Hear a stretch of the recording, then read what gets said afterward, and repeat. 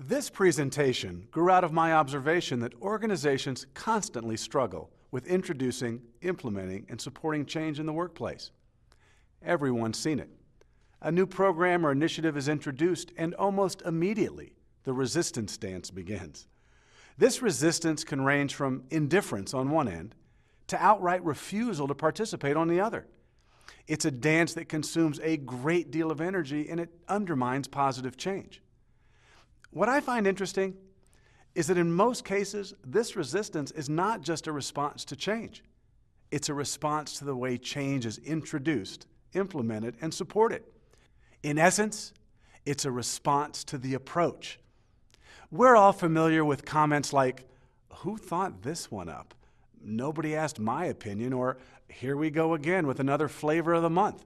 These comments are a sure sign that energy is being drained and the organization is in for an uphill battle. This is where the 10 essential energy sources of the energized approach come into play. I call it the energized approach because it is not a program. It's a fairly simple and practical approach that helps organizations introduce change in a way that invites participation and minimizes resistance. Like it or not, energy is always expended when change is introduced. It's expended by leaders who wish to drive the change forward, and it is expended by those who feel the need to resist it. This tug of war raises a very important question. What is the cost in time, money, and effort when the energy of those driving the change is canceled out by those who are fighting it? This energy drain doesn't happen when attention is paid to how the change is introduced to and received by those whose energy is ultimately needed for success. Moving an organization forward requires a great deal of energy. Energy is a valuable resource. Leaders find ways to get the most out of the resources that are available to them. Things like apathy and resistance drain energy, while receptiveness, enthusiasm, and motivation bring it on in abundance. This session introduces the 10 essential energy sources and shows how the energized approach minimizes resistance, maximizes participation, and creates an environment that is receptive to growth and change. This session is designed for managers, supervisors, department heads, or anyone who is in a position of influencing change in their organization. Resistance to change is normal. It's our nature. It doesn't mean we shouldn't or don't have to change in order to grow. It just means that we need to be aware that this is our nature and keep it in mind as we attempt to influence changes in ourselves or others. I like to use an approach I call REP, the rational, emotional, and physical approach for promoting change. It centers on 3 key ingredients that, in their presence, give us the energy to change and, in their absence, create roadblocks that keep us from moving forward. The first ingredient is rational. In short, if I am going to make a change, the change needs to make sense to me. Often change is imposed upon us, and if it doesn't make sense, this will generate energy. But it is typically energy that we will use to resist the change. The E in REP is for emotional. If I am going to be successful, I need to have a strong sense of what's in it for me, or at least what's in it for someone who's important to me. The P in REP is for physical. Basically, has an environment been created that supports this change? So, can change be accomplished without all 3? Sure. Is it harder?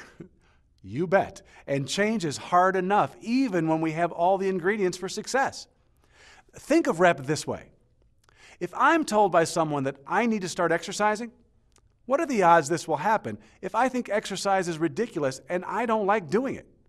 Hard to get energized to do something that doesn't seem rational. There's strike 1.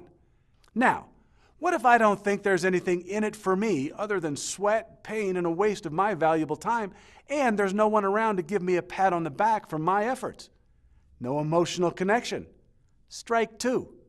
Finally, what if I live 20 miles from a gym, I don't own a pair of tennis shoes, and there is nobody in my house to motivate me to take my daily walk? The physical environment does not support my effort in any way. Strike 3. I don't see a lot of exercising in my future. Now let's flip the equation around. How much energy might I have available when the change seems totally rational? I recognize what's in it for me, and my environment supports my efforts. There would be no holding me back. In this session, I take a close look at the humorous and often frustrating side of human behavior, the resistance to, and the struggle with change. Through the use of REP, participants learn to identify obstacles to change and how to go after the energy necessary to keep moving forward. This session is appropriate for those who are trying to make a change, are being impacted by a change that is beyond their control, or those who, from time to time, find themselves struggling with change. Come to think of it, that pretty much covers everyone. When I attend a conference, I love to observe the audience because interesting things happen as the day progresses. Let's just say that if I'm sitting in the back, my view gets progressively better as the audience members begin to fatigue and slump. If this happens to be a multi-day event, I not only notice this slumping phenomenon, but I also begin to hear the complaints of back pain, headaches, a lack of sleep, and the effects of poor eating habits. The problem, as I see it, is that organizations conduct conferences to motivate and energize audiences, yet prolonged sitting combined with changes in sleeping, eating, and exercise habits all have the opposite effect. Imagine this. It's late at night and your child doesn't want to go to sleep. Do you tell him to go run around the kitchen table 20 or 30 times, and when he's tired, you'll put him to bed? Are you kidding? This kid isn't going to sleep for a month. So what do we do instead? We put him in a darkened room, sit him down, and talk to him for an extended period of time. With kids, we call this bedtime. For adults, we call it a conference, and we get similar results. The human body responds predictably to what we do, so we need to do things at these events that will keep it energized. How we sit in the sessions, stand in exhibit areas, set up our hotel room for a peaceful sleep, plan meals and snacks, and maybe even squeeze in some exercise can turn a conference from an exhausting experience to one that invigorates and sends us home ready to put newfound knowledge into practice.